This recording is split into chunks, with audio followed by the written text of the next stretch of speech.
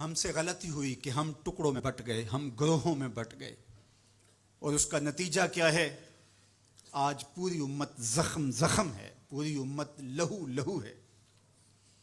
کہا تمہاری ہوا اکھڑ جائے گی اگر تم نے اللہ کی رسی کو چھوڑ دیا، تم نے رسول کے دامن کو ترک کر دیا، تم گروہی تقسیمات پہ یقین رکھنے لگے، تم نے 1.5 اینٹ کی مسجد کھڑی کر لی، تم تقسیم در تقسیم کے عمل سے گزرتے رہے، تم امت سے فرقوں سے جماعتیں، جماعتوں سے لابیاں، اور لڑکتے لڑکتے تم ٹکڑے ٹکڑے ہو گئے، تم کرچی کرچی ہو گئے۔ وَكَذَلِكَ جَعَلْنَاكُمْ أُمَّةً، ہم نے تو امت بنایا تھا تمہیں، تم نے اپنے آپ کو بانٹ لیا، تم ایک دوسرے کا گریبان نوچنے لگے، تم ایک دوسرے کے جبے پھاڑنے لگے، تم ایک دوسرے کے لیے نفرتوں کے بیج بونے لگے، تمہاری زبانیں انگارے اگلنے لگیں، تم ممبر و محراب کے تقدس کو پامال کرنے لگے، تم خواہشات کے غلام بن گئے، تم آرزوؤں کے نوکر بن گئے، تم اپنے نفس کی غلامی میں آ گئے۔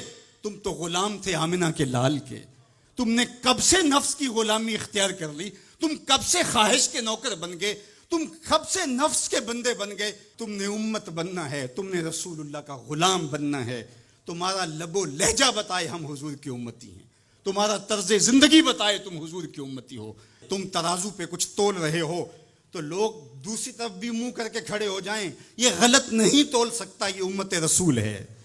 تم بول رہے ہو، لوگوں کو یقین ہو کہ یہ جھوٹ نہیں بول سکتا، یہ رسول اللہ کا امتی ہے۔ تمہاری وحدت، تمہارا زور ہے، تمہاری طاقت ہے، تمہاری توانائی ہے۔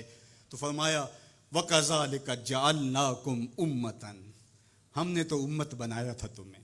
آج حضور کے قلب اطہر پہ کیا گزرتی ہوگی جب شام کی بچیوں کے منہ پہ تماچے مارے جاتے ہیں، جب بغداد میں حضور کی امت خانمہ برباد نظر آتی ہے، جب برما میں آری لے کر کے اعضاء کاٹ دیے جاتے ہیں، دشت لیلہ سے لے کے کندھار تک، غزہ سے لے کے کشمیر تک لاشیں ہی لاشیں بکھری ہوئی نظر آتی ہیں، بستی بستی کریا کریا، صحرا صحرا خون، امت والے امت کا ہے کتنا سستا خون۔ شام، قدس، کشمیر اور برما، کس کس کا احوال کہوں، ہر سو زخمی، ہر سو لاشیں، ہر سو بہتا خون۔ امت والے امت کا ہے کتنا سستا خون۔ آج امت لہو لہو ہے، اس پوری کائنات میں 1 انچ بھی جگہ ایسی نہیں ہے جہاں آتش و آہن برستا ہو اور وہ کفار کی سرزمین ہو۔ جہاں بھی خون بہتا ہے وہ بستی مسلمانوں کی ہے، جہاں لاشیں گرتے ہیں وہ گھر مسلمانوں کا ہے، جہاں عصمتیں لٹتی ہیں وہ خطہ مسلمانوں کا ہے۔